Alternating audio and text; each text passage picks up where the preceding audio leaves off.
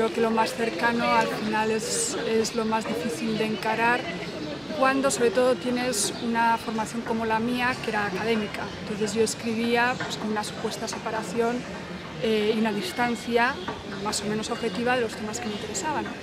Y este era algo que lo sentía tan cercano y en el que la memoria estaba tan presente que a mí me daba no miedo a escribir por el tema en sí, sino miedo a no ser lo suficientemente honesta al afrontar esa escritura.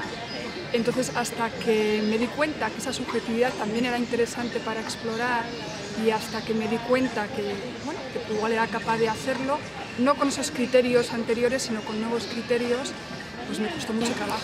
Yo creo que bueno, la complicidad, claro, desde el presente a veces es fácil un poco juzgarnos, ¿no? Y decir, bueno, fue una sociedad silenciosa, indiferente, cómplice, y yo hablo mucho de esto, ¿no? Yo creo que es algo que tenemos que analizar cada uno y hacer autocrítica cada uno desde su postura individual y desde su memoria, ¿no? Pero también creo que es algo que la cultura nos puede ayudar a hacer, ¿no? Es decir, en este momento que estamos de alguna manera reconstituyéndonos como sociedad, yo creo que es muy importante tener herramientas para pensar sobre el pasado y ahí yo creo que la literatura, el cine, las artes son fundamentales. Y son fundamentales no para hacer ese trabajo de, yo qué sé, de flagelación o autocrítica negativa, sino para ayudarnos a pensar, ¿no? Y no solo la complicidad que hemos podido tener como conjunto social con la violencia que provenía de ETA o de su entorno, también otro tipo de complicidades, ¿no? Cuando no nos interesaba demasiado saber si se torturaba en Euskadi o no, cuando los GAL asesinaban y decíamos, bueno, es que están persiguiendo a los malos, ¿no?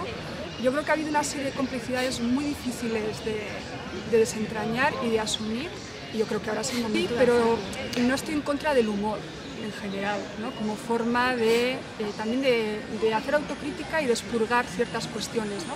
Lo que pasa es que hay muchos tipos de humor, ¿no? El humor en Ocho apellidos vascos me parecía un humor que no nos ayudaba a reflexionar, sino un poco a pasar página a la ligera.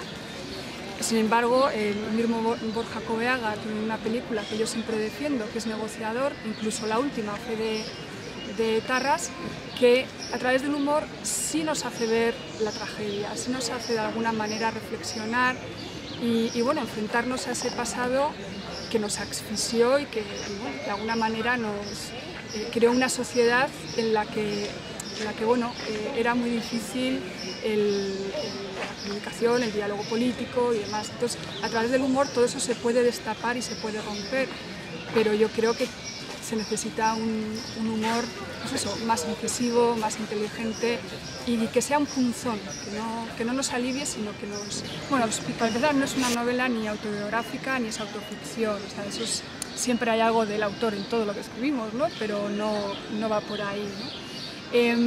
Yo cuando me puse a escribir la novela quería de alguna manera meterme en ese ángulo más íntimo, ¿no? De cómo nos ha marcado vivir y crecer en una sociedad en la que no solo estaba la violencia de ETA, sino fueron unos años muy duros, sobre todo en la zona en la que yo viví, que es la margen izquierda, que tenía mucho que ver con cosas que estaban pasando en otros sitios también, la desindustrialización, el desarraigo de la juventud, la vía, ¿no? de la heroína, de la droga, del punk como forma de rebeldía. Entonces, yo cuando me puse a escribir esta novela, en realidad no tenía una idea de, bueno, cada personaje iba a ser representativo de una de estas actitudes o uno de estos problemas, sino que como lo hacía desde un núcleo familiar con una intensidad, ¿no? de sucesos y de eventos que estaban muy relacionados, ¿no? con todo este contexto, pues los personajes, según iban evolucionando, iban tomando estas vías que creo que eran las que teníamos en aquella época, ¿no? Entonces no quise hacer una novela representativa o que los personajes fueran representativos de ninguna cuestión fundamental, pero como estaba muy metida en ese ambiente y quería de alguna manera transmitir lo que fueron esos años, pues al final algunos sí acabaron representando pues, ciertas actitudes que eran muy comunes, ¿no? Los años 80, los años 90 y muchísimas. O sea, es una forma de escribir totalmente diferente, ¿no? En el ensayo pues hay un rigor, hay también, ¿no? hay ciertas cosas que quieres explorar, pero la herramienta misma de la escritura del ensayo no te deja. En cambio la ficción, yo nunca había escrito una novela, es mi primera novela y fue sentir una libertad absoluta, ¿no? A la hora de imaginar, pero también a la hora de escarbar en tus propias vivencias, ¿no? En tus propios sentimientos, tu propia empatía, ¿no? Entonces, me parece un ejercicio muy bonito de libertad creativa y que me llevó a sitios que el ensayo no me había llevado. Pues es que fue también algo un poco inconsciente, ¿no? Yo cuando decidí adoptar la visión de Amaia, su punto de vista y su voz, sobre todo, claro, yo tenía que ser ella, ¿no? Y al escribir, ese ritmo y bueno, esa sequedad, ¿no? En el lenguaje proviene también mucho de la limitación que te supone una voz narrativa en primera persona desde los 5 años hasta los 35. Entonces, claro, sobre todo en las partes de la infancia, yo quería que fuera verosímil, quería que los lectores, las lectoras sintieran y pensaran como Amaia, ¿no? Entonces tenía que expresarme con un lenguaje que era perteneciente a cada edad. Claro. Y luego, claro, cuando va creciendo se va convirtiendo en una mujer muy dura, ¿no? Sí. La historia que ha tenido, entonces su lenguaje tiene que representar y que tiene que, de alguna manera, dejarnos entrever cómo ella se siente y cómo se expresa. Entonces, si es una novela que además a los demás personajes les conocemos solo en relación a Amaia, entonces claro, hay muchísimo diálogo. Me resultaba muy poco creíble hacer una novela explicativa, ¿no? Además tampoco lo quería. Entonces, bueno, como todo está tamizado y todo está de alguna manera expresado a través de ella, al final es su voz, ¿no? Bueno, siempre ha habido necesidad de escribir y siempre se ha escrito sobre el tema. Patria no es la primera novela, mi ensayo no es el primer ensayo, salieron las dos la misma semana, en septiembre de 2016, pero antes ha habido mucha literatura, ha habido cine, ha habido documental, es decir, no es un tema que no se haya tratado. Lo que pasa que yo creo que ahora pues, hay ya un tiempo, ¿no?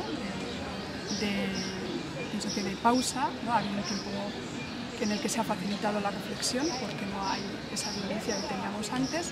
Y luego también estamos coincidiendo varias generaciones de personas que hemos vivido esta historia y que nos ha marcado profundamente. Entonces, ahora yo creo que sí, por ejemplo, mi generación o generaciones más jóvenes, como de Patricia Aguirre, Aisa de la Cruz, yo creo que tenemos necesidad de encarar ese pasado y de tratarlo de alguna manera. No de forma, yo creo que sobre todo nosotras tres, no de forma explicativa o queriendo decir esto es lo que ha pasado en Euskadi, sino porque es algo que hemos vivido y que forma parte de nuestra experiencia y nuestra biografía. Entonces, como nosotras, creo que muchas otras autoras y autores encararán el tema, no porque haya un boom o que se ha puesto de moda, sino por pura necesidad. Me preocupa, ¿no? Porque siempre que la pluralidad y la convivencia pacífica en una sociedad está en riesgo, es preocupante, ¿no? Yo creo que, y ahora con el cambio de gobierno en el Estado español, yo creo que bueno, esa crispación que se ha vivido tan grande en los últimos años, espero que empiece a disminuir y que se encuentren vías democráticas en las que tenga cabida todas las personas que viven en Cataluña, sean del origen que sean, ¿no? Entonces, yo espero que esa escalada de crispación y de sectarismo que ha habido tanto desde el independentismo catalán como desde el nacionalismo español, de alguna manera se empieza a diluir y se encuentren esas vías democráticas para encontrar una solución a un problema que es gravísimo, ¿no? Y que sí ha afectado ya la convivencia en Cataluña. Entonces, yo no creo que se dé un paso, o sea, se sigan dando pasos hacia la polarización, o no espero. Lo que espero es que se empiece a disolver un poquito esas tensiones y que la gente sea consciente de lo que supone en una sociedad ese tipo de autoridad divisiva, ¿no? Que excluye a parte de la población, sea de un origen o de otro, ¿no? O defienda unas ideas políticas